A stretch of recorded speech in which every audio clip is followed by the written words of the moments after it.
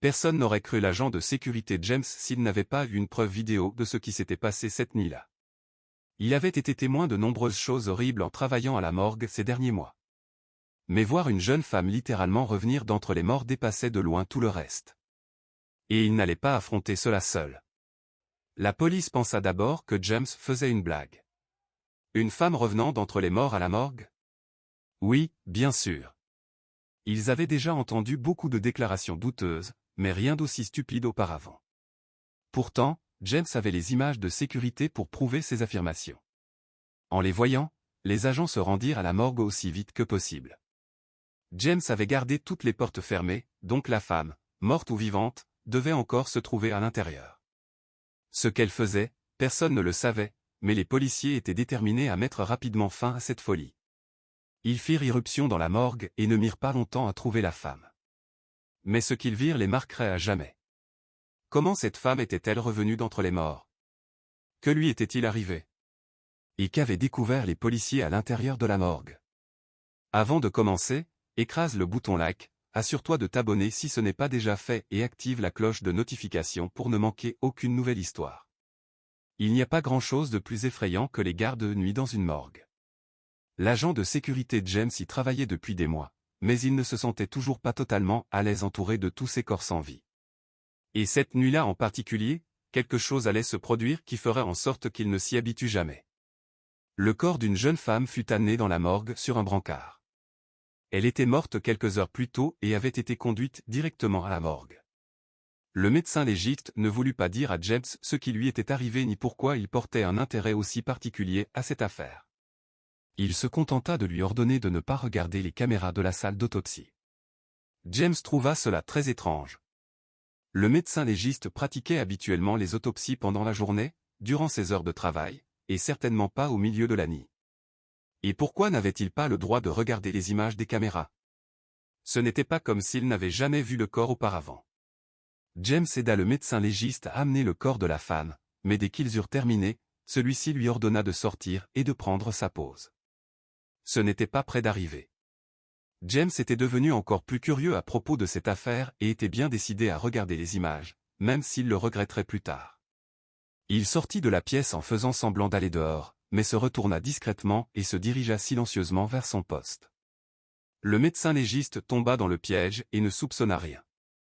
James s'assit et fixa les écrans, mais rien n'aurait pu le préparer à ce qui allait se produire cette nuit-là. Il regarda le médecin légiste tourner autour du corps sans vraiment la regarder. Il disposa ses couteaux et d'autres outils sur une table à côté d'elle. On aurait dit qu'il allait enfin faire sa première incision lorsqu'il s'arrêta soudainement et quitta brusquement la pièce. James était très confus. Il attendit le retour du médecin légiste, mais après plusieurs minutes, celui-ci était toujours introuvable. James observa tous les écrans de sécurité, mais le médecin légiste n'était plus dans la morgue.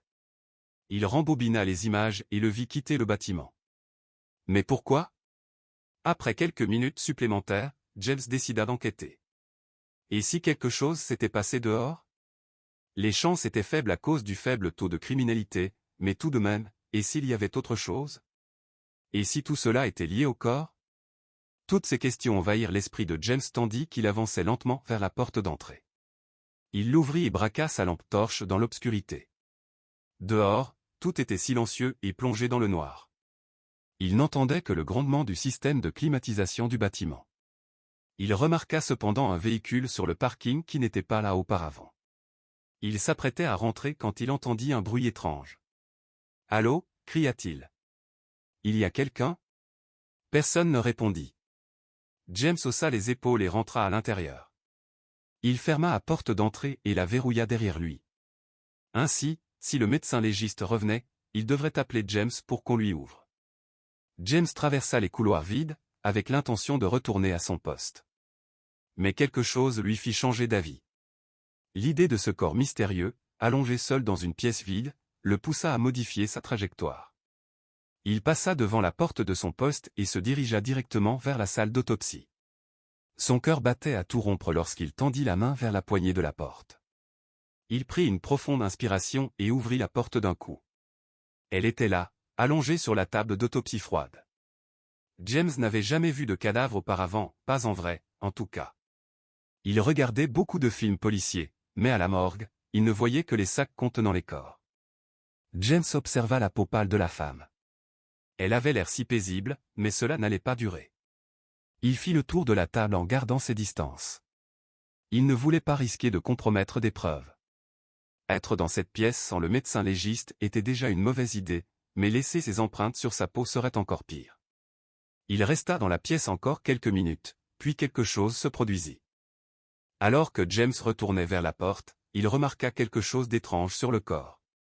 Les bras de la femme étaient restés allongés bien droit le long de son corps tout ce temps, mais soudain, ils étaient légèrement arqués. Ce n'était pas possible, n'est-ce pas? James espéra avoir imaginé la scène, mais il n'y avait qu'un seul moyen de le vérifier. Il retourna rapidement vers sa cabine. Mais au moment même où il allait ouvrir la porte, la sonnette retentit.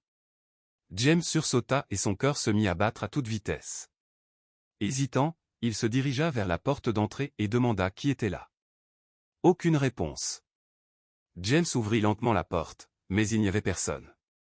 Cette soirée devenait de plus en plus étrange. James se hâta de retourner dans sa cabine et se rassit sur son siège. Il se tourna vers les écrans et chercha la salle d'autopsie, mais il ne parvint pas à la trouver. Étrange, pensa-t-il. Elle devrait apparaître ici. Il regarda de nouveau et comprit soudain ce qui se passait. La salle d'autopsie était bien visible sur l'un des écrans, mais quelque chose avait changé. Alors qu'il regardait auparavant un enregistrement de la femme allongée sur la table d'opération, cette table se trouvait maintenant à un autre endroit dans la pièce. James avait du mal à croire ce qu'il voyait. Il commença aussitôt à vérifier les données. Un enregistrement de la veille s'était lancé parce que les images en direct manquaient. C'était rare, mais cela s'était déjà produit. Cependant, il comprit rapidement que les images étaient en réalité en direct, et James sentit son cœur se serrer. Que s'était-il passé là-bas? Peut-être que la table sur laquelle reposait la jeune femme avait commencé à bouger lorsqu'il avait refermé la porte derrière lui.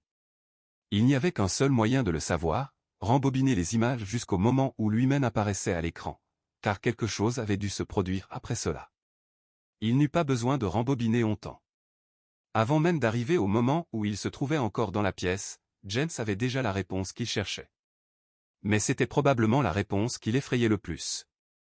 Même si la qualité des images n'était pas très bonne, on pouvait clairement voir le corps bouger. La jeune femme se déplaçait d'un côté à l'autre sur la table d'opération, ce qui faisait bouger la table elle-même. James savait que des spasmes musculaires pouvaient encore survenir après la mort, mais pas aussi longtemps après le décès, et certainement pas de manière aussi régulière. Il devait y avoir une autre explication. En réalité, la femme n'était pas morte du tout. L'accident dont elle avait été victime l'avait presque plongée dans un coma, duquel elle avait réussi à se réveiller. C'était une grave erreur de la part du médecin sur place de ne pas s'en rendre compte immédiatement. La police la transporta rapidement à l'hôpital afin qu'elle reçoive les soins dont elle avait besoin.